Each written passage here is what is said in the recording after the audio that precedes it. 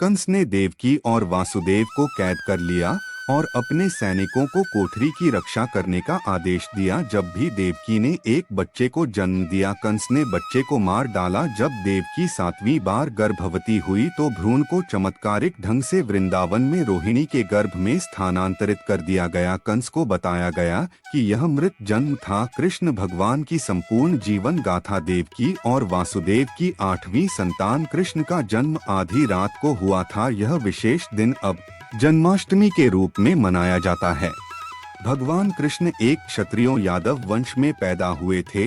जैसे ही कृष्ण का जन्म हुआ, देवकी और वासुदेव की कोठरी के पहरेदार गहरी नींद में चले गए और ताले खुल गए। कृष्ण को टोकरी में रखकर वासुदेव गोकुल के लिए निकल पड़े। जब वे यमुना नदी के पास पहुँचे तो उन्होंने देखा कि मूसलाधार बारिश के कारण बाढ़ आ गई है। अपनी जान की परवाह किए बिना वासुदेव ने नदी के उस पार चलना शुरू कर दिया।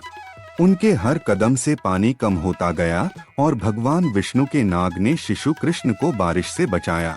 जब कृष्ण नंद के घर पहुँचे तो उन्होंने देखा कि नंद की पत्नी यशोदा ने एक बच्ची को जन्म दिया है। धीरे धीरे उसने बच्चे को उठाया और कृष्ण को उसके स्थान पर रख दिया। फिर वह बच्चे के साथ लौट आया। जैसे ही कृष्ण का जन्म हुआ, देवकी और वासुदेव की कोठरी के पहरेदार गहरी नींद में चले गए और ताले खुल गए। कृष्ण को टोकरी में रखकर वासुदेव गोकुल के लिए निकल पड़े। जब वे यमुना नदी के पास पहुँचे तो उन्होंने देखा कि मूसलाधार बारिश के कारण बाढ़ आ गई है। अपनी जान की परवाह किए बिना वासुदेव ने नदी के उस पार चलना शुरू कर दिया। उनके हर कदम से पानी कम होता गया और भगवान विष्णु के नाग ने शिशु कृष्ण को बारिश से बचाया।